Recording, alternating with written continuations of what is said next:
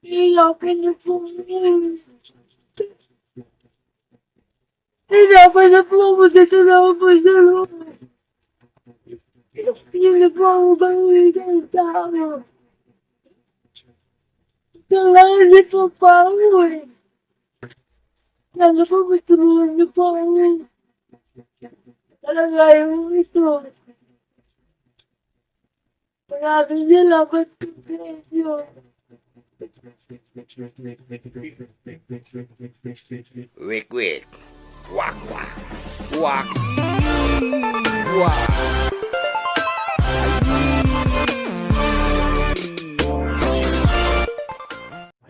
Ito si Sander, yung kanyang anak. Ito yung kaklase ni Noli, yung grade 1. Opo. Ano, grade 1 hanggang ano kayo ni Noli nagkaklase? Grade 5 yata yun. Grade 6, di ba? Naghinto ka lang. Sinuli, lumagpas na. Kaya paano mo inalagaan si mama mo? Dito ka lang sa bahay. Tapos, ikaw ba may niutos si mama mo sa'yo, sinusunod mo naman. Ay, mabuti yan. Yan. Marunong ka na magsaing. Ikaw na rin ang nagsasaing. Nagkuha ng tubig. Tapos, marunong ka na mahugas ng plato. Siyempre, marunong ka rin maghugas ng kutsara. Ika lang, si Lisa, si Sander ba? Nag-aaral ba ito ngayon? Minto na? Anong grade yan ng minto? 6. Sayang Ikaw ba, Sander, ay gusto mong mag-aral pa? Public lang naman yun, di ba? Kailangan lang naman ni Sander ay damit, di ba, no? Uniform, kabaon, antay na. Ngayon, pasukan, mag-aaral ba siya? Mag-aaral ngayon pasukan? Sige. Ganito gawin mo. Bumalik ka doon sa teacher mo, alamin mo ka mo, ma'am, gusto ko magpa-enroll ulit. Kasi yung paa ng mama ko, medyo okay na, pwede na akong mag-aral. Ha? Sabihin mo sa kanya. Kaya sinabi ko, Sander, puntahan mo yung teacher mo doon. Talungin na siguro. Palista mo sa kanya, ma'am, mag-enroll ako eh. Minsan kasi may binabayaran din dyan ng mga Miscellaneous. eh. Anong bahala doon. Tapos, enroll ka para makatapos ka ng grade 6 hanggang malay natin, hanggang college, makatapos. Magpulis ka na lang. Seaman. Seaman? Gusto mo maglalayag sa barko, ha? Ganon? Yun. Batang alam niya, gusto niyang makikita yung kanyang sarili na nakasakay sa barko. Naglalayag daw siya. Kaya gusto niya seaman. Maganda yan. Maganda yan. Pagka naging seaman ka, matulungan mo yung mama mo. Diba? Maganda yan. Kailangan talaga mangarap pa lang. A few inches later. Naalala mo nung huli, binigyan kita ng pambili ng gamot, di ba? Kumusta naman ang kuwan mo ngayon? Nagagamot ka pa ba? Oo, pag sumakit po. Pag sumakit. Maganda kasi ang gamot mo, hindi ka mamahalin, no? Oo. Yung kaputo niya, doon ang masakit. Ito hindi naman. Oo. Pag minsan ito, kung may kirot, Oo. kailangan pa rin magiging yung gamot. Siyempre. Oo. Ayan. Gamot. Tapos, may bigas ka naman na dyan. Ulam-ulam na lang. Dalawa na lang naman yata kayo ni Sander, no? Ayan. Saka po, mapansin nyo rin si Ate Lisa. Po, matulungan niyo po ako sa palayaran.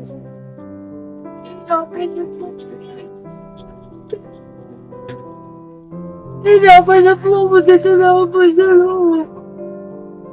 Hindi na po ako bawi ng tao. Kailangan niyo po pa ako eh. Sana po matulungan niyo po ako. Talaga yung ito. Maraming salamat po sa inyo.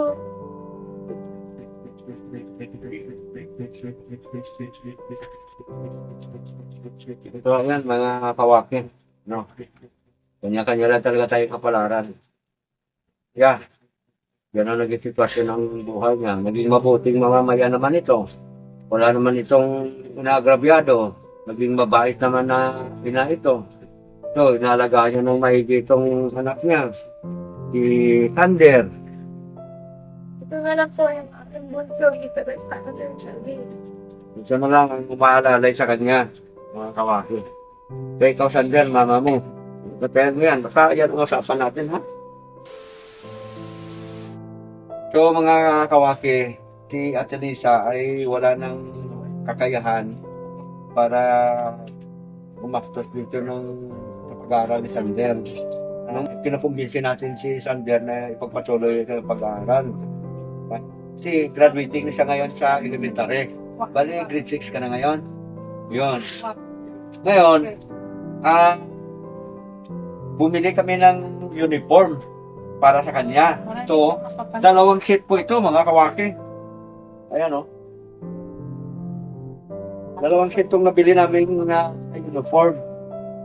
Terno po ito. Kaya lang, may problema, mga kawaki.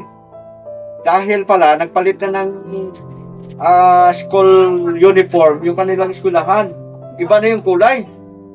So, tama ba? So, hindi na obra nito. So, ang gagawin natin dito, ibigay na lang natin ito doon sa mga bata na may ganitong uniforme. Kasi may mga eskwelahan pa naman na may ganitong gamit. Pwede itong sapatos, Sander, tignan mo kung magkasya tayo. Maliit, ha? Hindi ba? Buksan mo nga. Hindi ba isuot? Yan, may sapatos. Ha? Sige, buksan mo na. Sirain mo na.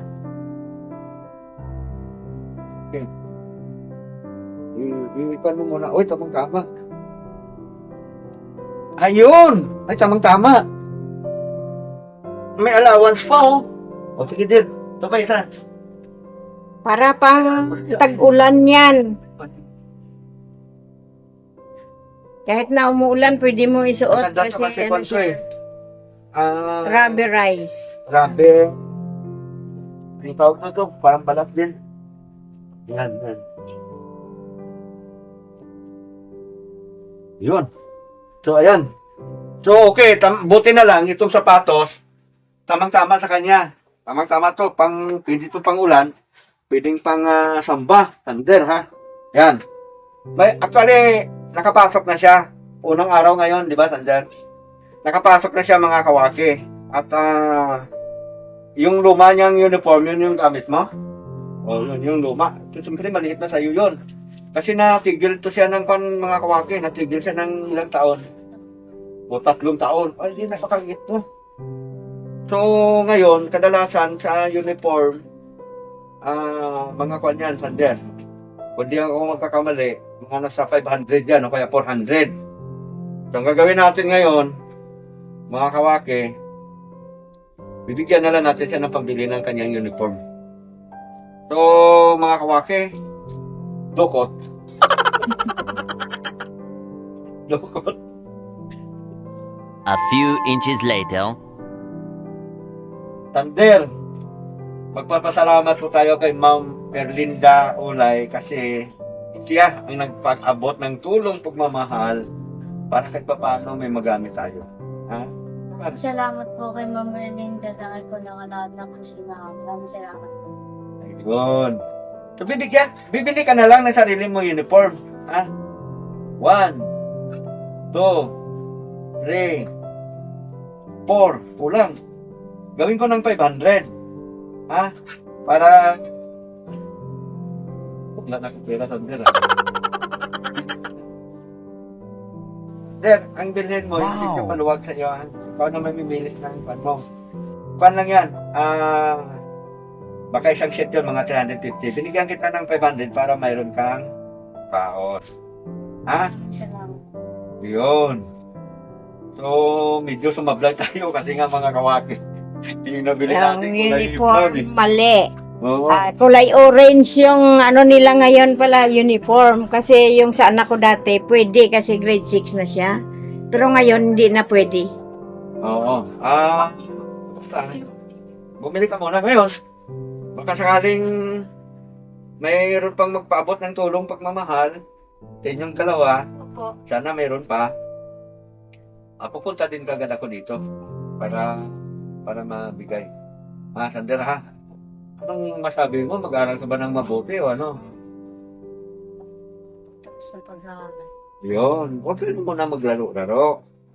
Huwag ka nang basta gagala-gala. Kasi, alalayan mo muna itong mama mo para makalakad na.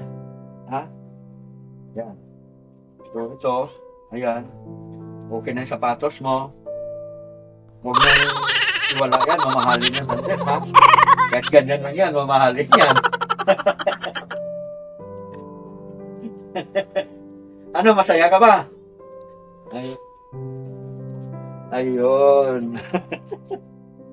Malaking bagay yan. Alam niyo mga kawaki, yung mga ganito kasimpleng bagay, napakalaking bagay lang. Sa kagaya, mga taong talagang kapos pangangailangan. Kasing bagay. Alam niyo ba, pagka nakapagbigay tayo sa iba ha, doon ang mga iba natin inaabutan ng mga tag 2 kilo, 3 kilo, alam niyo bang tuwa nila, sobra. May raos na nila yung kanilang pangangailangan para sa araw na yun. So, yun, kagaya ko, sinisikap ko naman na sana marami tayong magiging subscriber at saka marami manonood sa atin kasi doon din naman natin kukunin yung mga iabot nating tulong, mga kawaki. Siyempre, yun, higit sa lahat na nagpapasalamat tayo doon sa ating mga babayang OFW na nagpaabot ng kanilang tulong pagmamahal. Mga kawaki. Mga madam, Ma'am Erlinda Ulay at saka kay Ma'am Nora, Tita Nora, Ma'am Nora, ay lalo pa kayong pagpalain ng ating Panginoong Diyos at ligtas iba't ibang uri ng kapamakan. Bigyan pa kayong magandang kapalaran.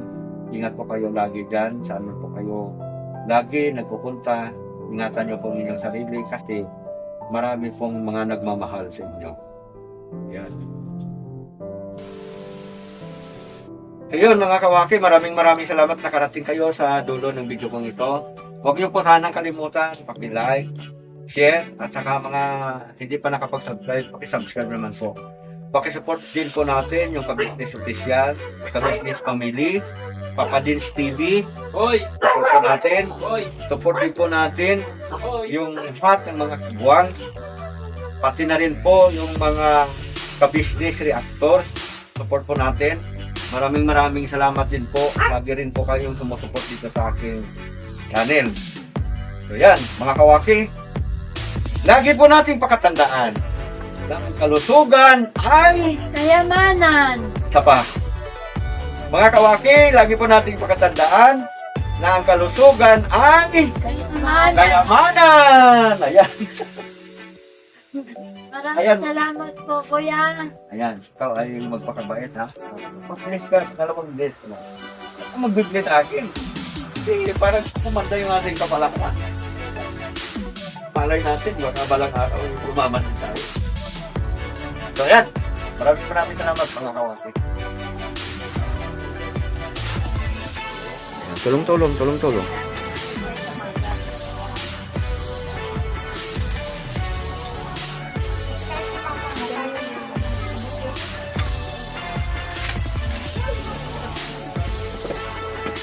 Ayan.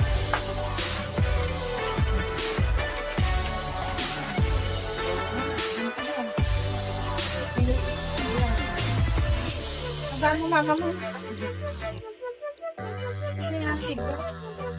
Magpaalam ka.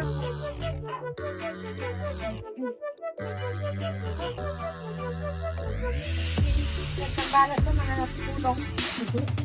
Bigyan ko sila ng talakas ng kapag Ayun. gusto ko matulungan. Mahabang buhay, kailangan natin yun. Ayan. Gusto mo ka na ng pag-asa. Yan, kulangan, kay meron ka ng ganyan, practice na lang. Sabi ha, iba na yan. Pasaway naman mo ha. Ikaw lang ang kailangan niya na tumulong sa niya.